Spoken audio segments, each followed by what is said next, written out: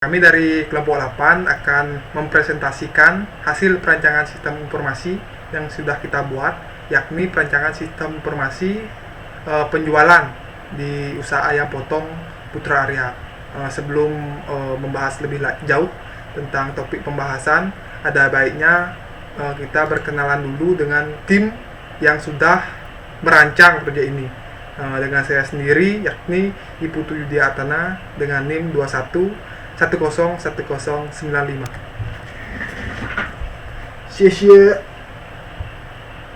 Baik, selanjutnya perkenalkan, nama saya IKD Aditya Nugraha dengan NIM 21101047.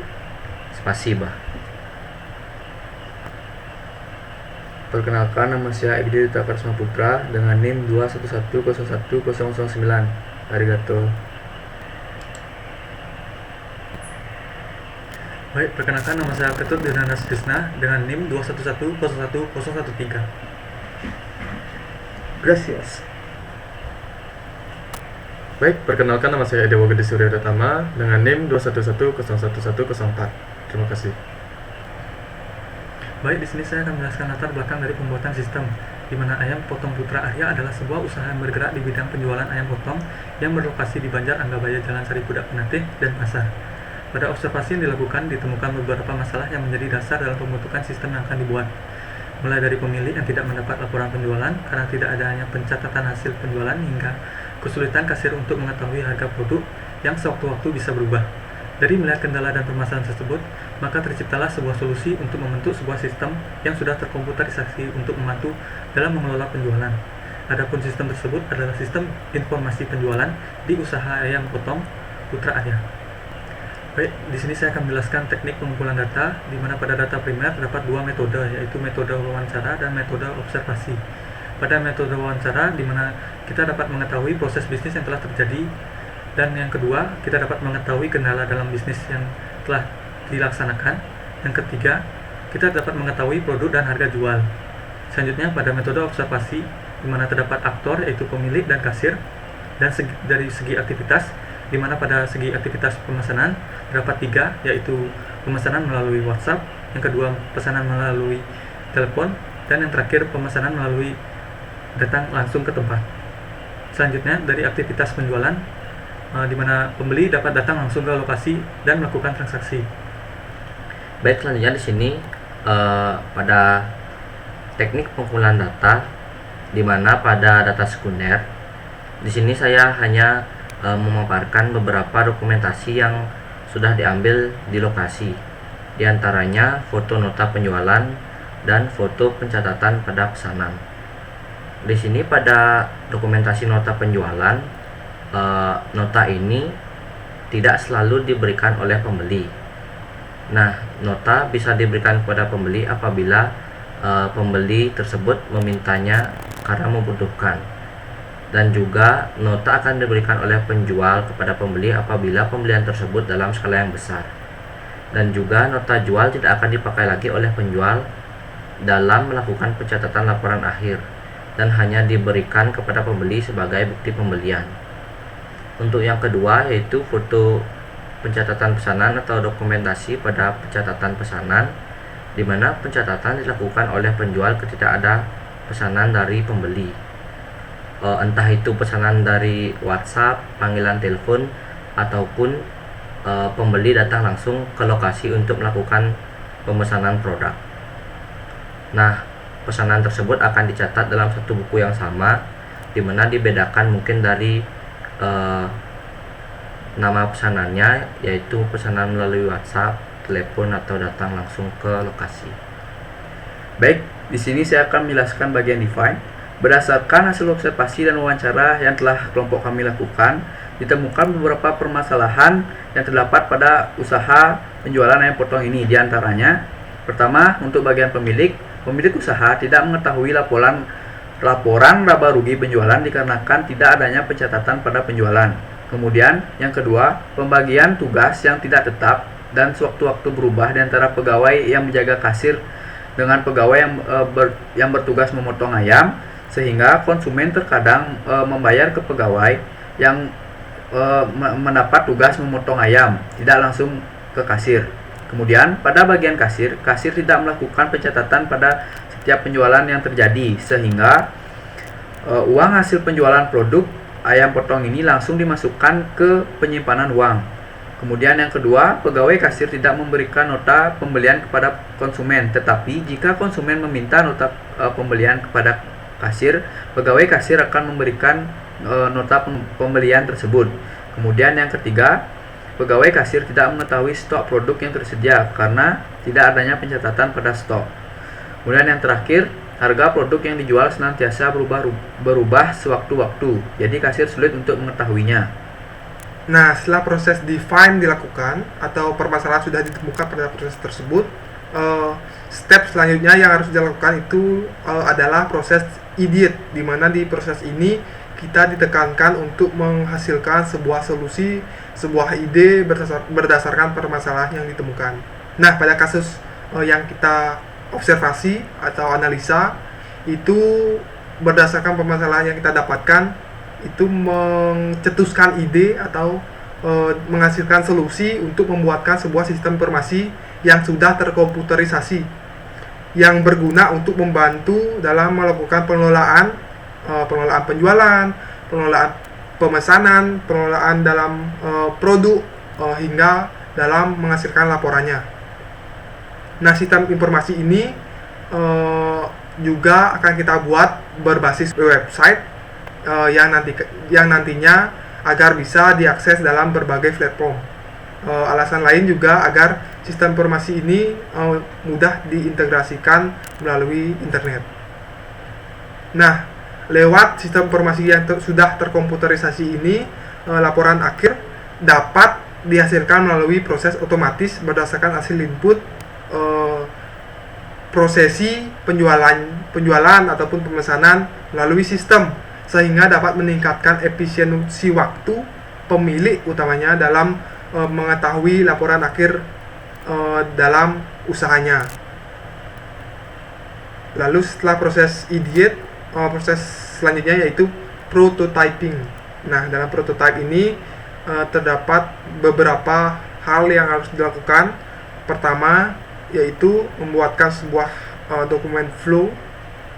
Lalu setelah dokumen flow jadi, dibuatkan sistem flow diagramnya atau sistem usulan. Lalu setelah sistem flow jadi, itu akan dihasilkan sebuah SOP atau Statement of Purpose dari sistem yang akan kita buat. Nah, berdasarkan SOP tersebut akan menghasilkan event list. Setelah event list jadi, lalu masuk ke prosesi perancangan sistem melalui DFD, yaitu pertama konteks diagram yang menjelaskan input-output sistem secara general, lalu ke data flow diagram yang akan menceritakan lebih dalam lagi tentang input-output sistem. Nah, setelah proses data flow diagram dihasilkan, akan dibuatkan CDM PDM berdasarkan tabel yang ada pada DFD, lalu CDM ini di-generate dan menghasilkan PDM, yakni PDM ini adalah tabel yang akan digunakan dalam database nantinya. Baik, di sini saya akan mendapatkan bagian dokumen flow diagram, yaitu pada dokumen flow diagram pemesanan melalui WhatsApp, di mana berikut adalah alur dokumen yang terjadi pada dokumen flow diagram pemesanan melalui WhatsApp. Alur ini terdapat dua aktor, yaitu pembeli dan kasir. Alur diawali oleh pembeli menghubungi penjual melalui WhatsApp, kemudian kasir menanyakan kebutuhan yang diinginkan oleh pembeli, lalu pembeli mengatakan produk yang akan dipesan. Selanjutnya, kasir menanyakan apakah produk akan diambil atau diantar, dan pembeli mengatakan metode pengambilan yang telah diinginkan. Selanjutnya, kasir mencatat pesanan dan catatan pesanan tersebut disimpan ke dalam arsip. Selanjutnya, setelah kasir melakukan pencatatan, maka kasir akan memproses pesanan tersebut. Dan apabila pembeli menggunakan metode diambil, maka pembeli akan datang ke tempat penjual, setelah itu menerima pesanan dan melakukan pembayaran. Lalu kasir menerima pembayaran, dan kasir mempunyai dua nota penjualan, yang satunya akan diberikan ke pembeli dan satunya lagi akan disimpan ke arsip. Begitu juga apabila pembeli menggunakan metode diantar, maka pesanan akan diantar ke lokasi pembeli Setelah itu, pembeli menerima pesanan dan melakukan pembayaran. Lalu, kasir menerima pembayaran dan kasir mempunyai dua nota, yang satunya akan diberikan ke pembeli dan satunya lagi akan disimpan ke arsip, sama seperti metode diambil. Baik, di sini saya akan menjelaskan dokumen flow diagram pemesanan melalui telepon, di mana alur ini terdapat dua aktor, yaitu pembeli dan kasir. Alur diawali oleh pembeli menghubungi penjual melalui telepon, kemudian kasir menanyakan kebutuhan yang diinginkan oleh pembeli, lalu pembeli mengatakan produk yang akan dipesan. Setelah itu, kasir menanyakan apakah produk akan diambil atau diantar, dan pembeli mengatakan metode pengambilan yang telah diinginkan.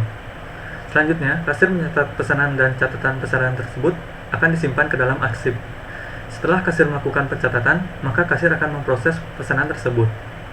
Dan apabila pembeli menggunakan metode diambil, maka pembeli akan datang ke tempat penjual. Setelah itu, menerima pesanan tersebut dan melakukan pembayaran. Lalu, kasir menerima pembayaran dan kasir mempunyai dua nota penjualan, yang satunya akan diberikan ke pembeli dan satunya lagi akan disimpan ke arsip.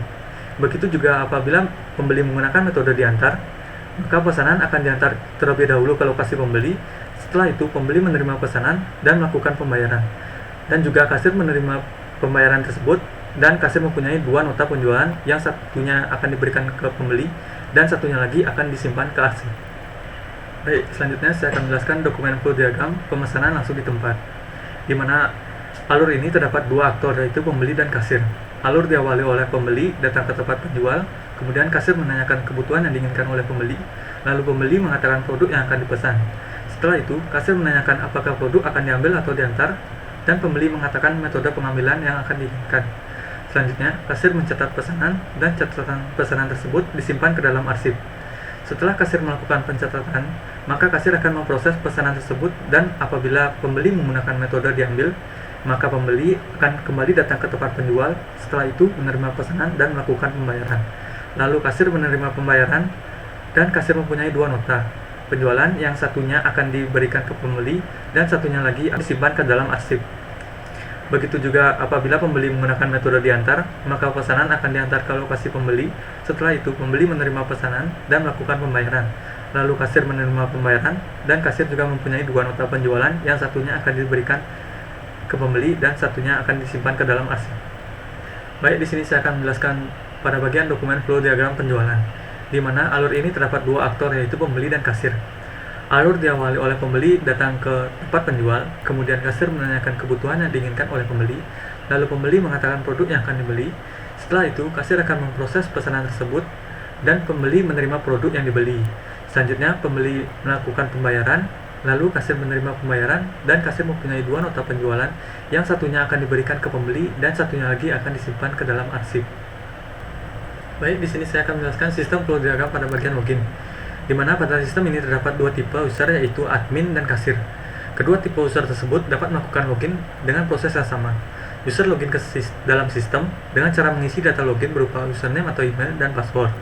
Sistem akan mengecek data user di dalam database user. Apabila data yang dimasukkan benar, maka sistem akan menampilkan halaman yang dapat diakses berdasarkan tipe akses akun tersebut. Dan juga apabila data yang dimasukkan tidak sesuai dengan database, maka sistem akan mengembalikan user ke dalam halaman login. Selanjutnya, saya akan menjelaskan sistem flow diagram kelola data user, di mana sistem flow diagram kelola user ini dimulai dengan admin memilih menu user, kemudian sistem akan menampilkan halaman data user. Setelah itu, admin dapat memilih untuk mengelola data user atau tidak. Apabila ingin mengelola data user, maka dapat memilih ingin melakukan cari, tambah, atau ubah data. Setelah memilih pengelolaan data, maka sistem akan menyimpan data tersebut dan akan menampilkan hasil pengelolaan yang telah dilakukan. Sistem flow diagram kelola data user hanya bisa diakses oleh admin saja. Selanjutnya, saya akan menjelaskan sistem flow diagram kelola data produk, di mana tipe user, yaitu admin, dapat melakukan pengelolaan data produk, di mana dimulai dengan admin memilih menu produk, kemudian sistem akan menampilkan halaman daftar produk. Setelah itu, admin dapat memilih untuk mengelola data produk atau tidak. Apabila ingin mengelola data produk, maka dapat memilih ingin melakukan cari, tambah, atau ubah data. Setelah memilih pengelolaan data, maka sistem akan menyimpan data tersebut dan akan menampilkan hasil pengelolaan yang telah dilakukan. Selanjutnya, saya akan menjelaskan sistem flow diagram penjualan, di mana tipe user yaitu admin dan kasir dapat melakukan akses menu penjualan. Dan yang pertama dimulai dengan user memilih menu penjualan, kemudian sistem akan menampilkan form tambah data penjualan. Setelah itu, user dapat menginputkan data penjualan, lalu sistem akan menyimpan data tersebut ke dalam tabel penjualan dan akan menampilkan halaman laporan detail penjualan harian. Selanjutnya, saya akan menjelaskan sistem flow diagram pesanan, di mana tipe user yaitu admin dan kasir dapat melakukan akses menu pesanan. Sistem flow ini dimulai dengan user memilih menu pesanan, kemudian sistem akan menampilkan halaman daftar pesanan. Setelah itu, user dapat memilih untuk mengelola data pesanan atau tidak. Apabila ingin mengelola data pesanan, maka dapat memilih ingin melakukan cari, tambah, ubah, atau batalkan pesanan. Setelah memilih pengelolaan data, maka sistem akan menyimpan data tersebut dan akan menampilkan hasil pengelolaan yang telah dilakukan oleh admin. Selanjutnya, saya akan menjelaskan sistem flow diagram tambah pembayaran, di mana tipe user yaitu admin dan kasir dapat melakukan akses menu tambah pembayaran. Sistem flow diagram ini dimulai dari user memilih menu tambah pembayaran, kemudian sistem akan menampilkan form pembayaran pesanan. Setelah itu, user dapat menginputkan data pembayaran pembeli, lalu sistem akan menyimpan data tersebut ke tabel pesanan dan akan menampilkan halaman daftar pesanan setelah dilakukan pembayaran.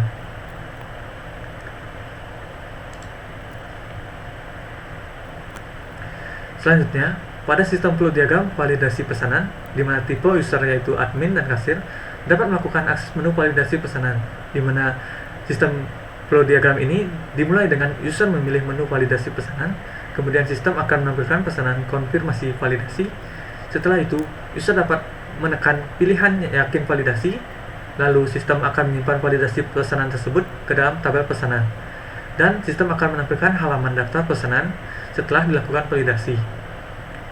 Selanjutnya, saya akan menjelaskan sistem flow diagram laporan penjualan, di mana tipe user yaitu admin dan kasir dapat melakukan akses menu laporan penjualan.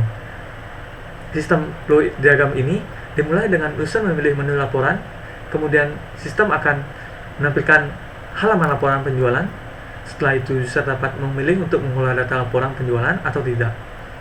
Apabila ingin mengelola data laporan penjualan, maka dapat memilih ingin melakukan cari, cetak, lihat detail, atau cetak detail. Setelah memilih pengelolaan data, maka sistem akan menampilkan data tersebut dan juga dapat mencetak hasil pengelolaan yang telah dilakukan. Oke, di sini saya akan menjelaskan sedikit tentang statement of purpose di sistem yang kami buat atau SOP-nya. Sistem informasi di usaha ayam potong Putra Arya ini dapat diakses oleh dua user ya, yang memiliki hak akses berbeda-beda, seperti admin dan kasir.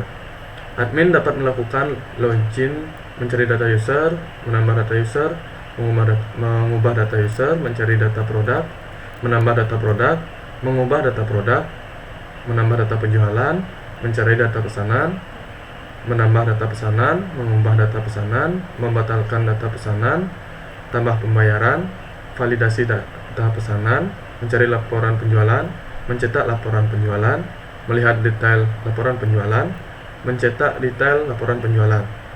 Adapun juga di sini kasir yang dapat melakukan login, menambah penjualan, mencari pesanan, menambah pesanan, mengubah pesanan, membatalkan pesanan, tambah pembayaran, validasi pesanan, mencari laporan penjualan, mencetak laporan penjualan, melihat detail laporan penjualan, mencetak detail laporan penjualan.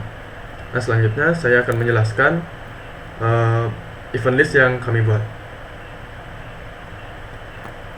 Nah, di sini event list yang kami buat di penelitian perancangan sistem informasi ayam potong Pak Gede Suwardana di Penatih ini terdapat beberapa daftar kejadian yang akan dilakukan atau sistem yang akan dikerjakan, yaitu yang pertama login ke sistem, yang kedua mengelola data user. Di mengelola data user itu ada subprosesnya. Yang pertama tambah data user, kedua ubah data user, ketiga cari data user, Nah, yang ketiga ada mengelola data produk. Di subproses mengelola data produk ada tambah data produk, ubah data produk, dan cari data produk. Dan yang keempat mengelola penjualan. Di sini cuma ada satu subproses, yaitu tambah penjualan. Dan yang kelima mengelola pesanan. Di mengelola pesanan juga ada subprosesnya. Yang pertama cari pesanan, kedua tambah pesanan, ketiga ubah pesanan, empat batalkan pesanan, dan yang kelima tambah pembayaran, dan terakhir validasi pesanan. Dan yang paling terakhir ada mengelola laporan penjualan. Di mengelola laporan penjualan juga berisi subproses. Dan yang pertama cari laporan penjualan, yang kedua cetak laporan penjualan, yang ketiga lihat detail laporan penjualan, dan yang terakhir cetak detail laporan penjualan. Baik, selanjutnya yakni konteks diagram. Nah, konteks diagram ini dihasilkan berdasarkan event list yang sudah dikerjakan atau dihasilkan.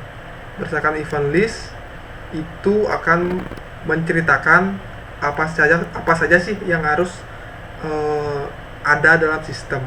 Nah, dalam konteks diagram ini ditemukan dua entitas, yakni kasir dan juga admin, di mana kasir itu dapat melakukan login dan memberikan data penjualan kepada sistem, memberikan data pesanan, data pembayaran, validasi pesanan, dan juga data laporan, di mana nantinya akan menghasilkan sebuah informasi kepada kasir melalui proses. Begitu juga admin. Admin di sini dapat memberikan data user, login, data produk, data penjualan, data pesanan, data pembayaran, validasi, hingga data laporan penjualan kepada sistem. Dan dari sistem ini memberikan timbal balik berupa informasi kepada admin. Nah, setelah konteks diagram ini dibentuk, hal yang selanjutnya dilakukan adalah ke data flow diagram level 0. Nah, level 0 ini sendiri akan menceritakan gambaran sistem secara mungkin bisa dibilang secara lebih detail. Nah, di level 0 ini berdasarkan proses input output konteks diagram itu dihasilkan 6 proses, yakni login, mengelola data user, mengelola data produk, mengelola penjualan, mengelola pesanan, dan juga laporan penjualan. Nah, ada dua entitas yang bisa berinteraksi dengan proses tersebut, yakni kasir dan juga admin, di mana kasir dapat memberikan data dan mendapat data dari proses login, proses mengelola data user, mengelola data produk, mengelola penjualan, mengelola pesanan, dan juga laporan penjualan. Sedangkan dari kasir sendiri itu mendapat melakukan atau berinteraksi terhadap proses dengan menginputkan data atau mendapatkan data dari proses login, proses mengelola penjualan, mengelola pesanan, dan juga laporan penjualan. Nah, dalam data flow diagram level 0 ini terdapat 4 buah tabel, di mana masing-masing tabel ini sendiri akan mendapatkan atau memberikan data berdasarkan proses yang telah dilakukan. Itu ada tabel user, di mana ini akan berinteraksi dengan proses login dan juga mengelola data user. Itu ada juga tabel produk yang akan berinteraksi dengan proses penjualan, proses mengelola data produk, dan juga menghasilkan laporan nantinya. Nah, ada juga tabel penjualan yang akan berinteraksi dengan proses penjualan, di mana dari proses ini bisa memberikan data ke penjualan dan juga mendapatkan data dari tabel penjualan. Dan dari tabel penjualan ini juga nantinya akan digunakan dalam menghasilkan laporan. Lalu ada tabel pesanan. Nah, tabel pesanan ini dapat berinteraksi dengan mengelola pesanan, dan juga dari tabel pesanan ini juga bisa memberikan data kepada proses penjualan. Lalu selanjutnya masuk ke data flow diagram level 1 mengelola user. Nah, data flow diagram level 1 ini akan menjelaskan lebih jauh lagi masing-masing dari proses yang ditemukan dalam data flow diagram level 0 jika memang proses itu memiliki detail lagi di dalamnya gitu. Nah, kebetulan dari mengelola user ini ada beberapa proses detail lagi, yakni tambah data user, ubah data user, dan cari data user. Nah, proses tambah, ubah, dan cari ini dapat dilakukan oleh admin, di mana juga berinteraksi dengan tabel user untuk mendapat dan menerima data. Lalu masuk ke data flow diagram DFD level 1 mengelola produk, sama dengan mengelola data user, hampir sama sih. Itu terdapat 3 buah detail proses lagi, yakni tambah, ubah, dan cari, di mana hal ini juga dapat dilakukan oleh admin. Dan juga dalam proses ini, dalam prosesnya dapat berinteraksi dengan tabel produk, di mana dari tabel produk ini bisa mendapatkan data ataupun menerima data nantinya.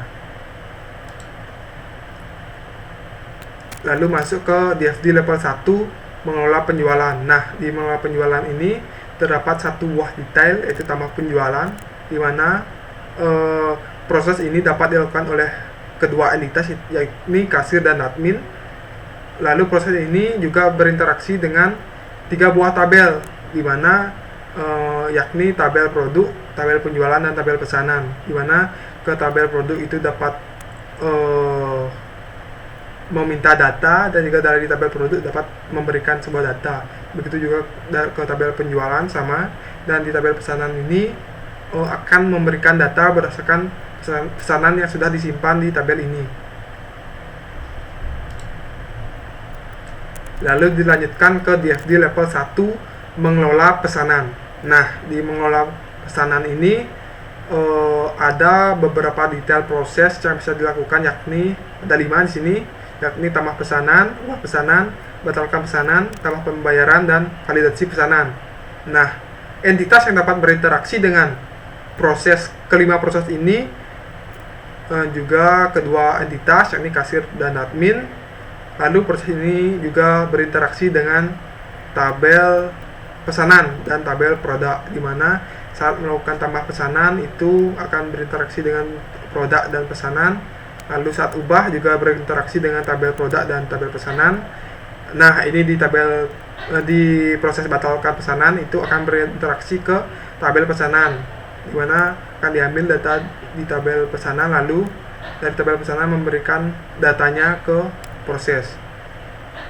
Lalu di proses tambah pembayaran juga sama, itu mengambil berinteraksi dengan tabel pesanan, dan juga di proses validasi pesanan itu berinteraksi dengan yang namanya tabel pesanan.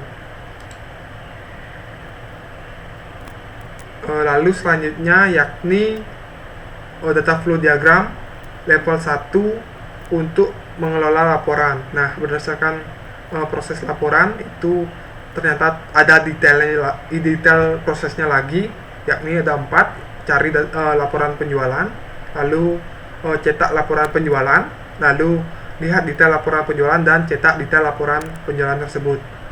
Nah, keempat proses ini juga dapat berinteraksi dengan kedua entitas, yakni kasir dan juga admin. Dan keempat proses ini akan berinteraksi terhadap 2 tabel, di mana cari laporan penjualan dan cetak laporan penjualan.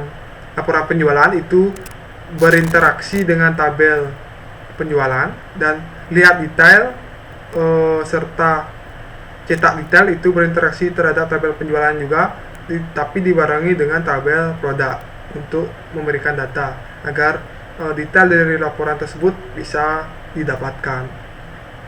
Baik, di sini saya akan menjelaskan bagian konseptual data model atau CDM. Konseptual data model merupakan hasil penerapan desain data flow diagram yang diimplementasikan pada struktur database dalam bentuk logik. Berikut adalah konseptual data model sistem informasi penjualan pada ayam potong Putra Arya. Di sini di mana terdapat 4 tabel. Yang pertama ada tabel user, kemudian tabel pesanan, tabel produk, dan tabel penjualan. Di mana di sini tabel pesanan dan tabel produk memiliki relasi dengan kardinalitas many to many. Kemudian tabel produk dan tabel penjualan memiliki relasi dengan kardinalitas yang sama, yaitu many to many. Kemudian yang terakhir, antara penjualan dengan pesanan juga memiliki relasi dengan kardinalitas many to many. Baik, di sini saya akan melanjutkan penjelasan saya mengenai PDM atau Physical Data Model. Physical Data Model atau PDM merupakan gambaran bincang ulang gitu Dek. Iya. Nah, dekat nih. Baik, di sini saya akan menjelaskan mengenai Physical Data Model. Physical Data Model atau PDM merupakan gambaran secara detail model CDM yang telah diimplementasikan pada database dalam bentuk fisik. Rancangan PDM memperlihatkan struktur penyimpanan data pada basis data yang sesungguhnya. Berikut adalah Physical Data Model atau PDM sistem informasi penjualan pada bisnis ayam potong Putra Arya. Seperti yang kita lihat pada slide sebelumnya, yaitu pada slide CDM. CDM akan digenerate dan menghasilkan PDM, di mana pada PDM di sini akan menghasilkan tiga tabel baru, yaitu detail pesanan, detail penjualan, dan detail transaksi. Mengapa bisa muncul tiga tabel baru tersebut? Dikarenakan adanya relasi dengan kardinalitas many to many. Baik, di sini saya lanjut, di mana kita akan menjelaskan desain I/O atau user interface dari sistem informasi yang sudah kita bangun. Di sini ada dua perspektif, di mana satu ada perspektif dari admin dan perspektif dari kasir.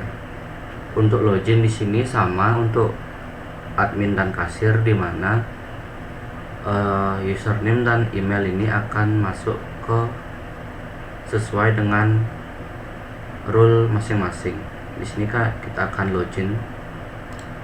Nah, di sini kita akan mulai dengan perspektif dari admin terlebih dahulu. Di mana di sini ada beberapa field, yaitu dashboard, user, produk, penjualan, pesanan, dan laporan. Di mana pada dashboard daripada admin di sini ada contoh, bisa kita lihat di sini ada penjualan hari ini, penjualan kemarin, pesanan belum selesai, dan grafik. Oke, selanjutnya di sini ada user, di mana admin bisa mengelola user. Di mana di sini ada beberapa field, yaitu ada bisa cari user, bisa menambah user, atau bisa kita sebut CRUD untuk secara umumnya. Di sini untuk admin kita bisa mencari user, kita klik cari. Maka di sini contohnya misalkan admin akan mengisi dengan nama kadek. Maka pada daftar user di sini otomatis yang akan terseleksi adalah username yang bernama kadek. Maka yang ditampilkan ada username yang bernama kadek. Selanjutnya di sini admin bisa menambah user dengan mengklik button tambah atau tambah user. Maka di sini akan muncul sebuah halaman baru, halaman tambah user, di mana admin untuk menambah user harus mengisi username, email, password, role, yang dimana role ada dua, kasir dan admin, dan juga harus mengisi status.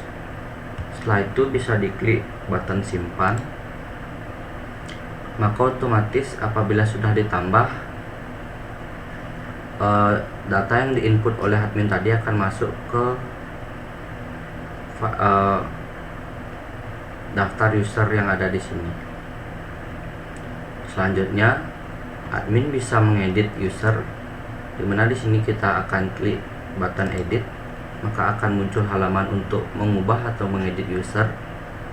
Di sini admin bisa mengubah, misalkan username-nya ada salah, email ataupun password, dan juga ingin mengganti role misalkan, atau mungkin statusnya tidak aktif, misalkan karyawannya sudah selesai dari perusahaan mungkin. Setelah itu kita bisa klik button simpan, maka otomatis akan masuk lagi ke daftar user. Di sini nanti jika ada perubahan, maka otomatis akan ada perubahan. Selanjutnya kita masuk ke file produk, dimana produk ini sama dengan kelola user. Pada daftar produk ini admin bisa melakukan CRUD, dimana untuk yang pertama di sini bisa mencari produk sama dengan user. Misalkan kita di sini mengisi dengan nama dada, maka otomatis pada daftar produk yang akan muncul nama produk yang dipanggil yaitu dada. Selanjutnya di sini bisa menambah produk. Pada halaman tambah produk ini admin harus mengisi nama produk terlebih dahulu, harga produk, dan stok. Selanjutnya klik button simpan, akan kembali lagi ke daftar produk. Di sini jika ada penambahan, otomatis di sini akan terisi. Selanjutnya ada edit atau ubah produk, dimana di sini jika ada perubahan bisa langsung saja. Biasanya kalau perubahan pada produk itu terjadi pada harga ataupun stok, karena seperti yang kita tahu ayam potong itu harganya kan sering berubah-ubah tergantung dari supplier, dan juga stok harusnya bisa berubah-ubah sepanjang waktu. Di sini kita klik button simpan apabila sudah komplit. Klik button simpan, akan kembali ke daftar produk. Di sini akan berubah apabila sudah melakukan sebuah pengeditan.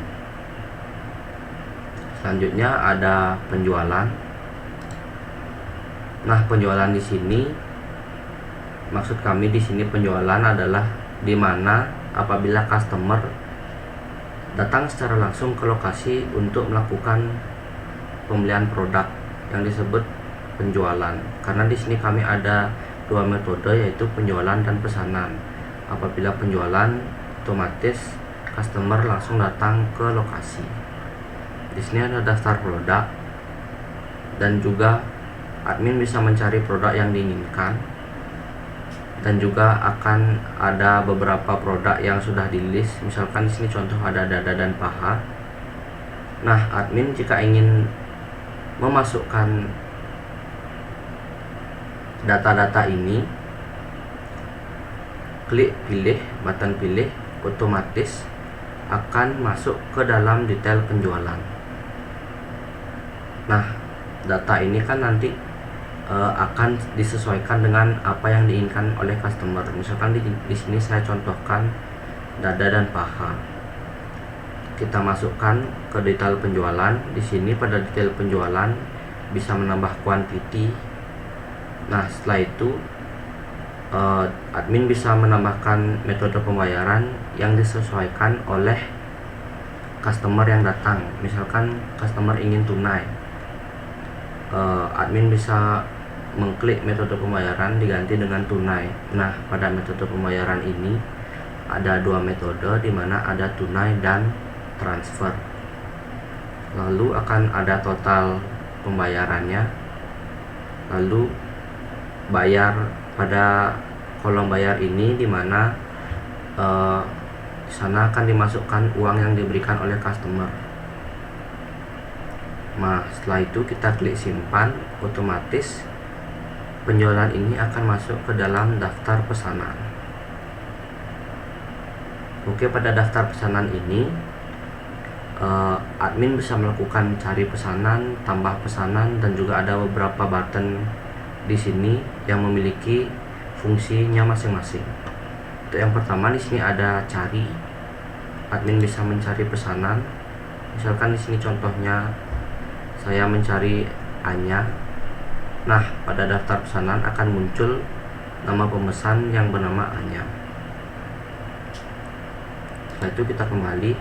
Nah, di sini juga admin bisa menambah pesanan. Nah, pada penambahan pesanan itu mirip seperti pada penjualan, karena di sini admin menginputnya secara langsung.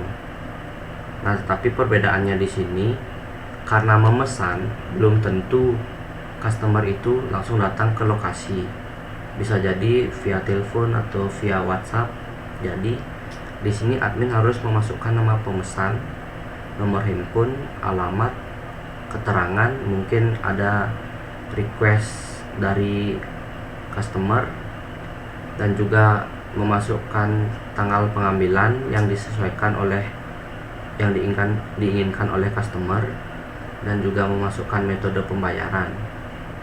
Nah, setelah itu bisa diklik button simpan.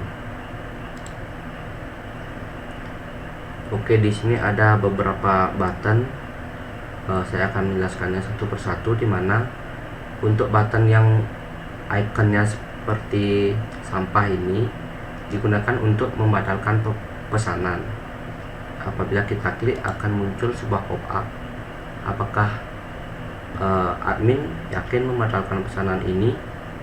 Apabila klik ya, akan kembali ke daftar pesanan, tetapi pesanan yang dibatalkan itu akan hilang. Selanjutnya di sini ada edit pesanan, di mana di sini ada icon seperti pensil di sini untuk mengedit pesanan. Nah, di sini maksudnya mengedit itu di mana mungkin customernya ingin menambah kuantitas pembelanjaan. Nah, di sini admin bisa mengganti kuantitasnya, misalkan jadi 2. Setelah itu klik ubah, ataupun bisa customer ingin mengubah alamat, di sini admin bisa mengganti alamatnya. Setelah itu klik simpan. Oke, selanjutnya di sini ada logo mata atau eye. Di sini fungsinya untuk melihat detail pesanan. Kita klik. Nah, di sini akan ada detail pesanan daripada customer. Kembali.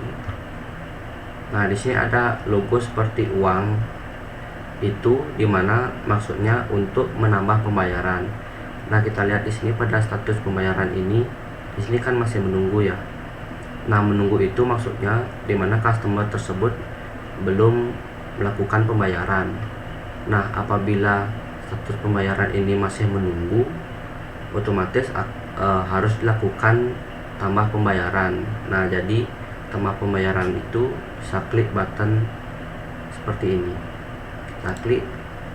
Nah, di sini akan ada total harga yang sudah dipesan dan metode pembayaran, total bayar, dan apabila ada kembalian di sini akan masuk ke kembalian. Nah, itu kita simpan. Nah, yang kedua di sini ada juga button validasi. Nah, seperti yang kita lihat di sini, status pembayarannya kan sudah lunas, tetapi status pengambilannya belum diambil. Jadi apabila produk sudah sampai di tangan customer, admin akan mengeklik button validasi ini untuk memastikan bahwa pesanan tersebut sudah sampai di tangan customer. Kita klik ya. Nah, apabila validasi sudah dilakukan, maka status pembayaran di sini lunas dan juga status pengambilan akan berubah menjadi diambil. Nah, apabila sudah lunas dan sudah diambil, button pembayaran dan button validasi itu tidak akan ada. Seperti itu. Selanjutnya yang terakhir adalah laporan, di mana pada laporan ini admin bisa mencari laporan sesuai range tanggal. Misalkan di sini mulai dari tanggal 1 Januari 2023 sampai dengan tanggal 31 Agustus 2023. Nah, jika sudah diklik filter, akan muncul data laporan penjualan sesuai range yang dimasukkan tadi. Misalkan di sini dari 11 Januari, 1 Agustus. Seperti itu. Selanjutnya di sini ada button seperti printer ya, yang dimana fungsinya untuk ngeprint laporan penjualan ini. Apabila kita cetak laporan, nah akan muncul sebuah preview terlebih dahulu untuk memastikan apakah benar ingin melakukan percetakan ini. Nah, di sini ada review. Apabila admin ingin mencetak laporan ini, klik kembali button print yang ada di kanan. Kita klik. Nah, setelah itu maka akan dilakukan sebuah pencetakan. Selanjutnya di sini ada logo mata yang mana seperti biasa fungsinya untuk melihat detail. Nah, di sini fungsinya untuk melihat detail laporan, dimana jika kita klik akan memunculkan pop up yaitu detail laporan yang sangat rinci ya. Bisa kita lihat di sini. Selanjutnya apabila kita ingin mencetak laporan ini, kita bisa klik ke button print, akan muncul sebuah halaman atau sebuah preview di mana cetak detail laporan. Nah, di sini seperti invoice pada umumnya. Kita lihat di sini. Nah, untuk melakukan cetakan, di sini juga kita bisa klik icon print untuk melakukan cetak pada laporan. Nah, apabila sudah diklik, otomatis cetakan detail laporan sudah berlangsung. Oke, baik, selanjutnya di sini akan saya lanjutkan, di mana selanjutnya adalah dari perspektif bagian kasir. Nah, pada kasir ini sebenarnya sama dengan admin yang mana memiliki peran yang sedikit mirip, tetapi pada perspektif kasir ini di mana kasir tidak bisa melakukan kelola user dan kelola pada produk. Oke, baik, lanjut. Langsung saja di sini lanjut. Isi dashboardnya sama kurang lebih dengan admin. Oke, kita lanjut pada penjualan. Nah, di sini juga kurang lebih sama dengan yang ada pada admin ya. Dimana di sini untuk melakukan penjualan yang mana artinya customer langsung datang ke lokasi. Di sini pada daftar produk admin kasir maksud saya tinggal langsung tekan tombol pilih untuk masukkan ke detail penjualan. Nah, apabila sudah masuk ke detail penjualan di sini, apabila sudah clear, di sini kasir memasukkan metode pembayaran, yaitu ada dua, tunai dan transfer, dimana itu disesuaikan oleh customer, dan juga di sini total masuk daripada detail penjualan masuk ke bawah, dan pada kolom bayar ini dimana kasir mengisi uang yang diberikan oleh customer. Nah, setelah itu kita klik simpan, maka otomatis akan terdirect ke pesanan. Nah, pada daftar pesanan juga kurang lebih karena peran daripada kasir dan admin itu sedikit mirip. Jadi pada pesanan ini juga bisa melakukan sebuah CRUD, di mana di sini kita bisa mencari. Apabila kita klik button cari, lalu kita mengisi dengan yang kita ingin cari. Contohnya di sini saya menggunakan Anya. Kita cari nama pemesan yang bernama Anya. Otomatis pada daftar pesanan yang akan muncul adalah nama yang kita sudah input tadi. Oke, selanjutnya di sini bisa melakukan tambah pesanan, di mana pada tambah pesanan ini kasir bisa menambahkan pesanan yang sudah dipesan oleh customer, bisa itu melalui WhatsApp ataupun via telepon. Jadi di sini kasir memasukkan sesuai yang dipesan oleh customer, diklik pilih maka akan masuk ke dalam detail pesanan. Nah, di sini perbedaannya pada saat penjualan tadi yang mana penjualan itu datang langsung ke lokasi. Pada pesanan ini dimana kasir harus mengisi nama pemesan, nomor handphone, alamat, keterangan, tanggal pengambilan, metode pengambilan, dan juga di sini ada total dari harga yang sudah pesan.